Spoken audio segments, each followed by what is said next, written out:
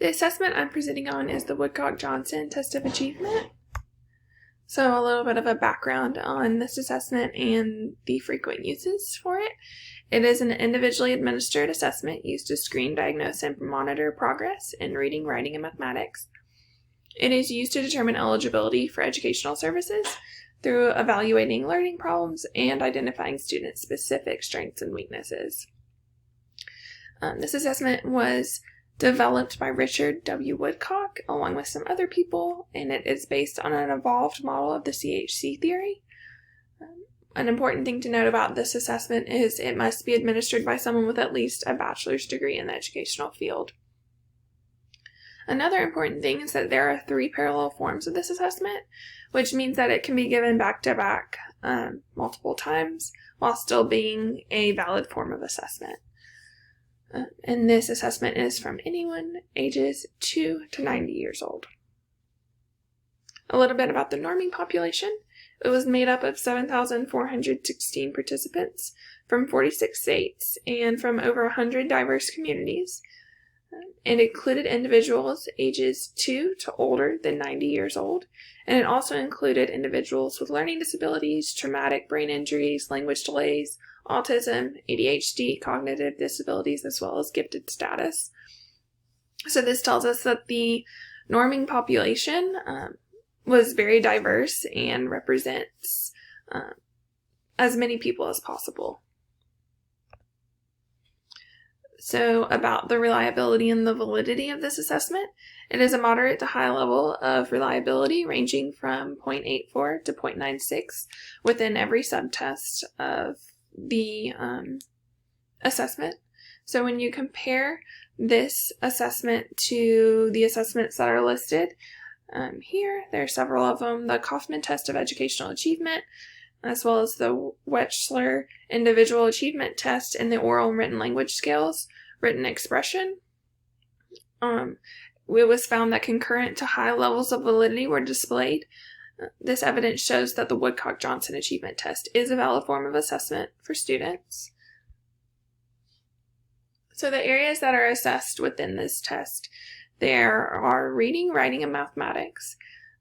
And then the test is also broken down into the standard battery and the extended battery.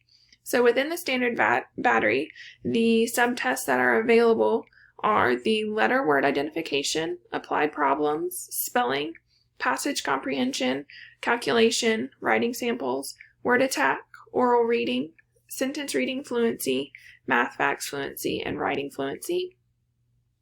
And then within the extended battery, which is a more detailed assessment about the student's specific strengths and weaknesses, within those subtests, there are the reading, recall, number matrices, editing, word reading fluency, spelling of sounds, reading vocabulary, science, social studies, and humanities.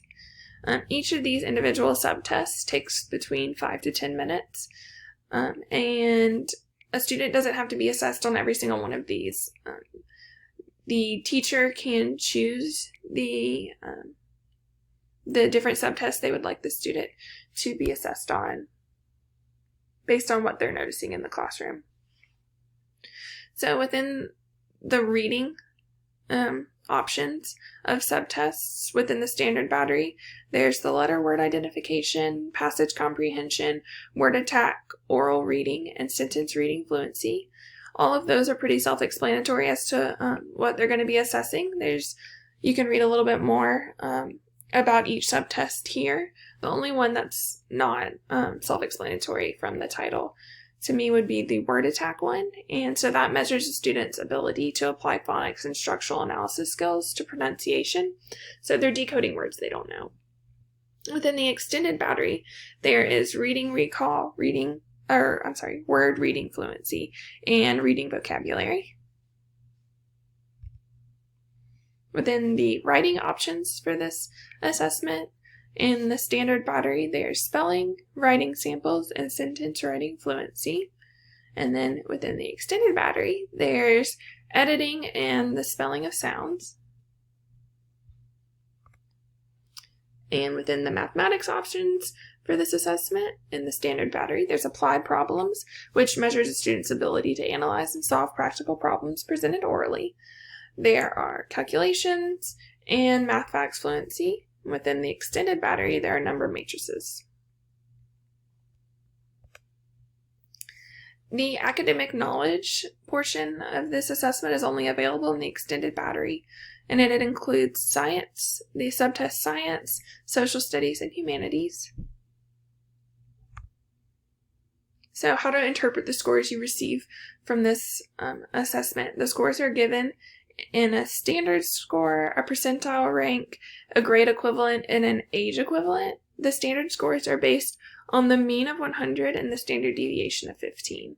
There are basal and ceiling levels that are specified for individual subtests, but it's very specific based on the subtest, and all that information is available to the person administering the test in the manual.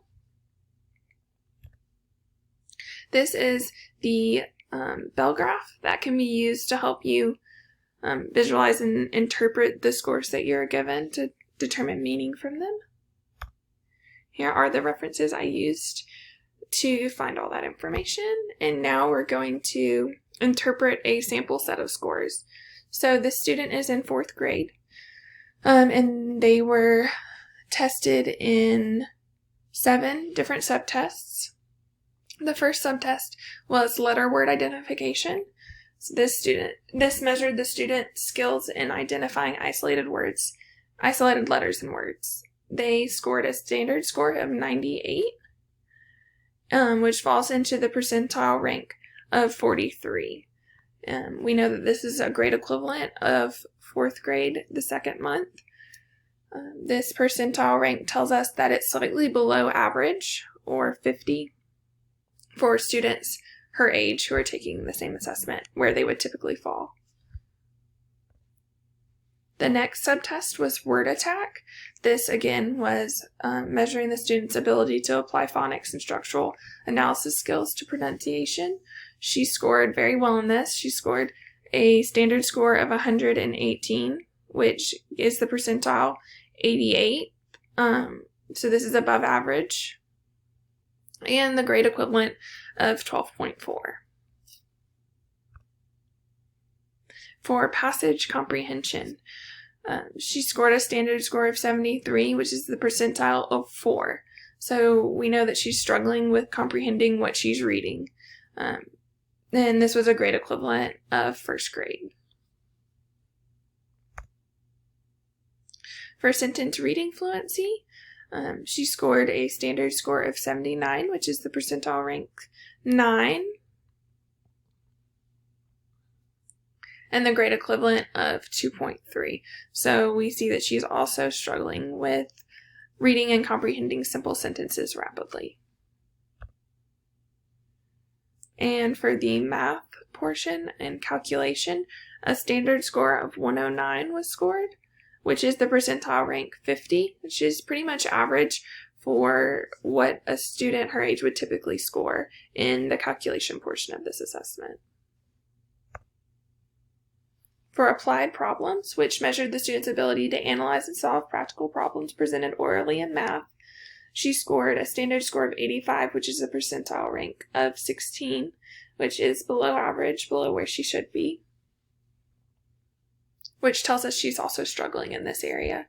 And then for the final area that she was assessed in, which was spelling, she scored a standard score of 98.